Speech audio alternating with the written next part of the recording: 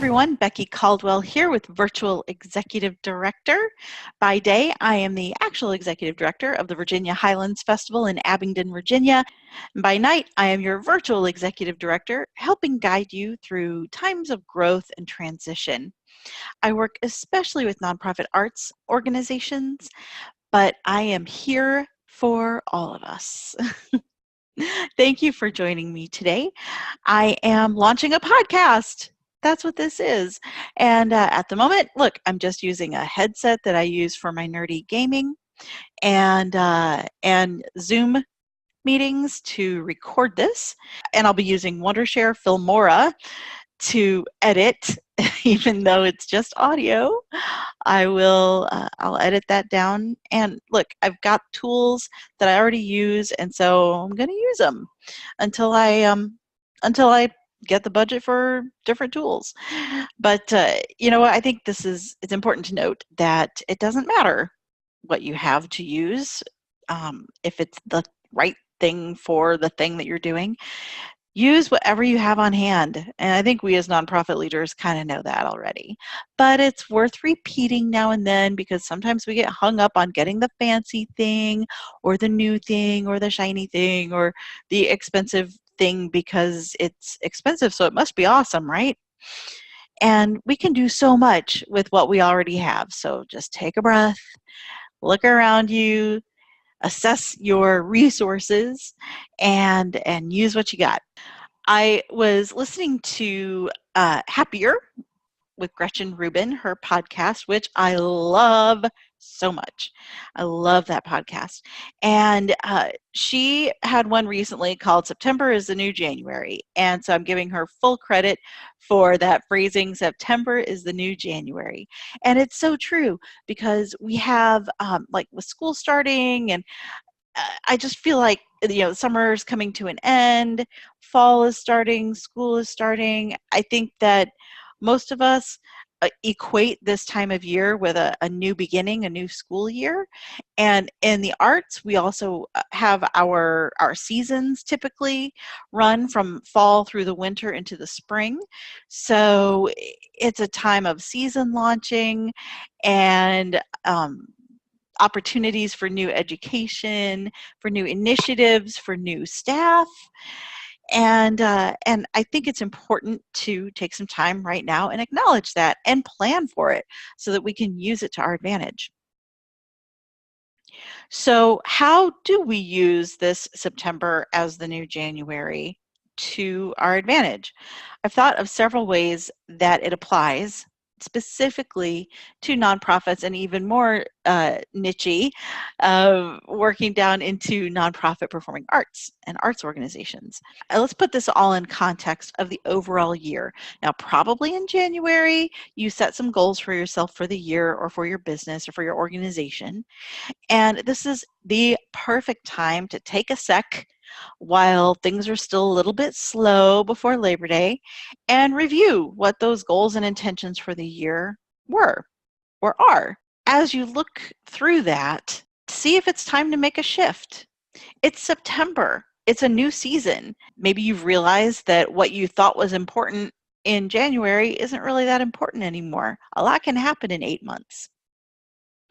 So take this time to review your goals and intentions for the year. Next up, and probably the most obvious, is those of you in performing arts companies that have your season openers in September. What an exciting month. Season opening nights, your big opening gala, everybody's coming back to work, all the seasonal staff. It's a fun time of year, all the sort of reunions of staff. When I worked at Lyric Opera of Chicago, I loved it at the end of summer when everybody came back and the rehearsal department was up and running, and we got the theater back from whoever was renting it over the summer. It was our whole space again. And it was always just a very exciting time of year. So take a look at not just your season opening night and how you can make that successful, but take a look at your colleagues' opening nights too, because I'm pretty sure that if you live in an area that has multiple arts organizations, I would hope that you have somewhat coordinated your opening nights so that they don't all fall on the same weekend. I know if you're in like an arts dense area like New York or Chicago or LA or San Francisco, it's probably not possible to avoid someone's opening weekend. But if you can, at least in your neighborhood or in your type of theater, then I would hope that you've sort of talked with your colleagues and made sure you're not going to, squash anyone else's opening night. It serves two purposes. Number one, you are assured to not conflict with audiences. But number two, you also get to go to their opening night. You guys, leadership in this industry is so lonely. It can be very isolating.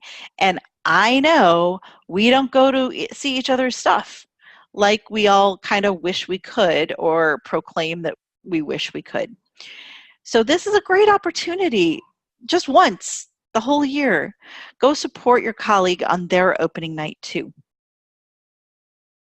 The next way that September is a new January can affect your organization is looking at year-end fundraising in particular. Everybody knows that basically between Thanksgiving and the New Year is prime fundraising time. And people are feeling generous, people are in a giving mood, and we want to, in a positive way, take advantage of that. So now is the time to set that strategy and set your timelines for year-end fundraising.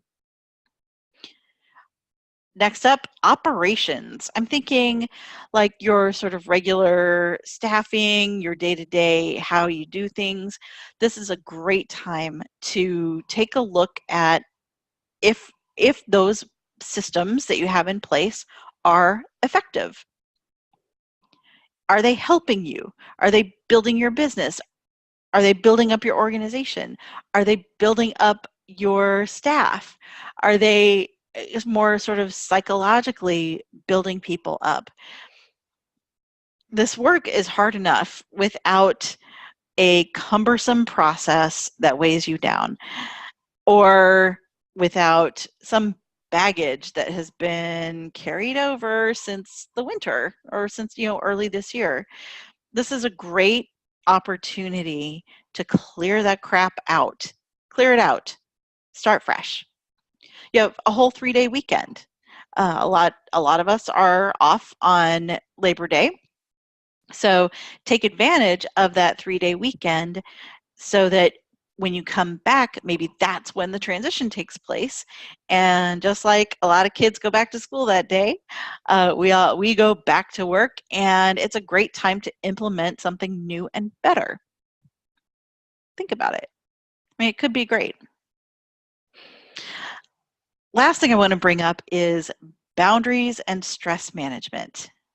So let's all take a collective breath.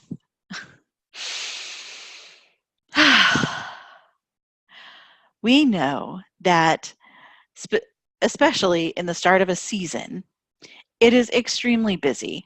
Maybe you're about to hit Tech Week, and you have no idea how this is all going to come together. Maybe you've got an exhibit opening, and you just don't see how you're going to hang everything in time. We know that as we get closer to December, stress levels build. There's a lot of pressure on us to be amazing during the holidays with both our family and our friends and our colleagues. There's a lot of pressure on the holiday season. There may be pressure on you for ticket sales in the holiday season. Maybe your fall shows didn't do so great, so those Christmas shows have to be awesome. There's a lot of pressure and stress that comes with that time of year. So I am going to suggest that now is a great time to work on boundaries before it becomes a crisis, and also stress management. What are you doing to manage your stress? It's gonna be Thanksgiving. It's gonna be the end of November. It's gonna be December. Those are practically inevitable occurrences. So what if this year you took steps to make those weeks less stressful for yourself? Or at the very least, right now, before you've entered into that stressful period, build more margin into your life so that you can deal with the unexpected things that come up, because they will happen too. And if you're already packed to the limit with stress and a lack of boundaries, and so everyone's claiming pieces of you, then it's going to be just that much worse when the unexpected happens. Expect the unexpected, right? But it'll be that much worse. And so build as much margin as you can into your life now while it feels a little bit easier and unnecessary, because I promise you, in December, when all that crap happens, you're going to be grateful that you set those boundaries for yourself. A practical way to do that is to right now calendar your holiday and family time.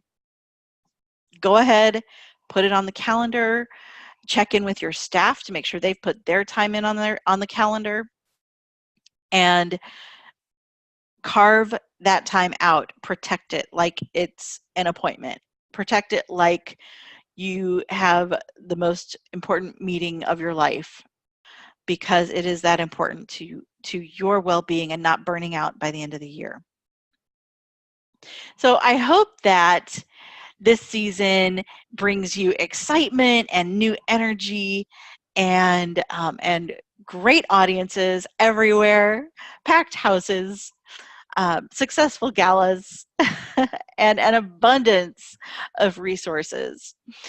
Remember, we shine brighter together. So if you are looking for some support and you are a nonprofit executive, we have a group called Executive Director Mastermind on Facebook, or you can join the email list for Virtual Executive Director, and I email out weekly some tips and tricks and a link to this recording and answer your questions. Or if you just want to cyber stalk us on Facebook, that's fine too. We have a Facebook page called Virtual Executive Director, and there's also an Instagram account. We have an Instagram called it's virtual_exec, at virtual_exec. And I post to the story, and then I post something every day, a helpful tip or a rant or whatever I feel like talking about that day. So remember, September is the new January. You know it's coming. Take some time right now while things are relatively calm and set yourself up for success. Thanks for joining me. I'm Becky Caldwell, and I will see you next week.